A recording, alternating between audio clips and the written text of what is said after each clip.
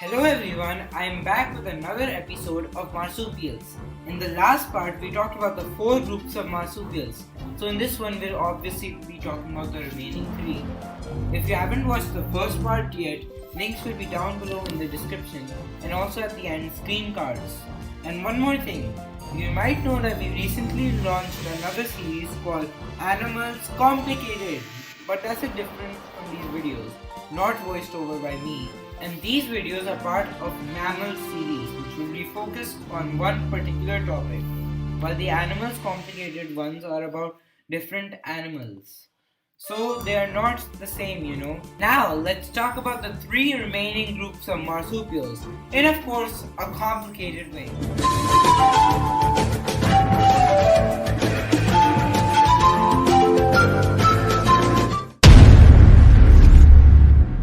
Notoryctemorphia also belongs to the Australian groups of marsupials.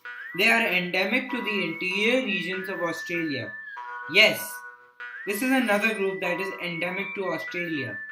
This group contains marsupial moles which are further classified into 2 species, southern marsupial moles and northern marsupial moles. They have no eyes and are functionally blind, as they are fossorial animals. What is that you say? What are fossorial animals? Fossorial animals mean that the animal is adapted to living underground. Now, where were we? They don't even have an external ear. Wow, they don't even have 2 very important sense organs. So, do they have an extremely good sense of smell? Let me see. Yes, you're actually correct. Marsupial moles have an amazing sense of smell. At least they have an amazing sense of smell. They rarely come to the surface except in the rainy season. They mostly resemble moles. I meant the animal version of moles. That's the reason why they're called marsupial moles. They are about 12 to 14 centimeters long, smaller than your ruler, and weigh up to 40 to 60 grams. Wow, they're so light. They have a small pouch but have evolved to face backwards so that the dirt doesn't hit the joey. Please don't ask what a joey is. They have a short limbs and reduced digits. Why does every group have reduced digits? Now let's talk about Peramelemorphia, which contains the bandicoots and the biblis.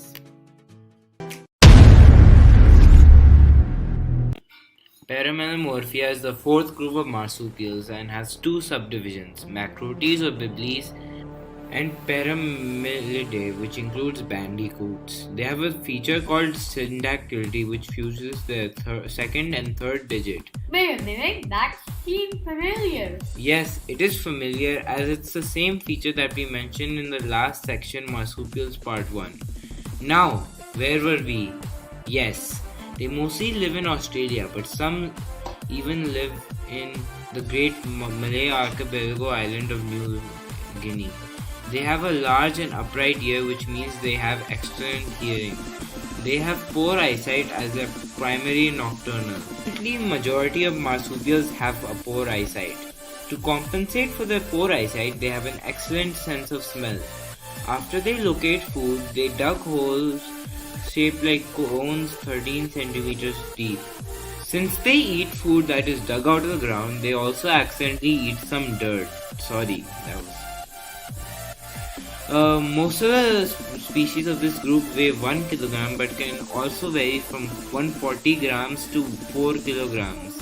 They have a plump arched back, meaning most of them have an omnivorous diet of insects, grass, spiders, earthworms, seeds, fruits and small vertebrates.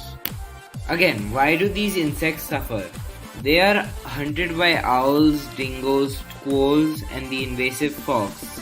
So now let's talk about the second major group of marsupials, which is known as Dasyuromorphia. Dasyuromorphia is the second major group of marsupials after Diprotodontia. While watching the earlier parts, you might be wondering where the carnivorous marsupials are. Yeah, I was also thinking that. Actually, the majority of carnivorous marsupials are members of this family. The extinct marsupial lion, which is part of the Diprotodontia, and some members of Peramelemorphia are the only carnivorous marsupials that are not classified in this group. They are divided into 4 categories: Thylacinidae or the Tasmanian tiger, coals and Tasmanian devils, Donarts, and Numbats. They mirror the look of placental mammals. That's why British settlers named them after placental mammals.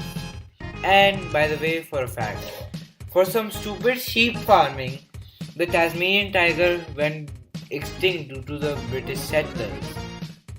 So it is presumed that Dasyuromorphia has a higher intelligence than other marsupials. The Tasmanian tiger especially has a high intelligence. They have a partial marsupial pouch, but at least they have a partial pouch unlike Pauci tuberculata. Before the arrivals of humans about 50,000 years ago, they were actually giant and dominant. The Tasmanian devil is a very ferocious, aggressive and dangerous creature.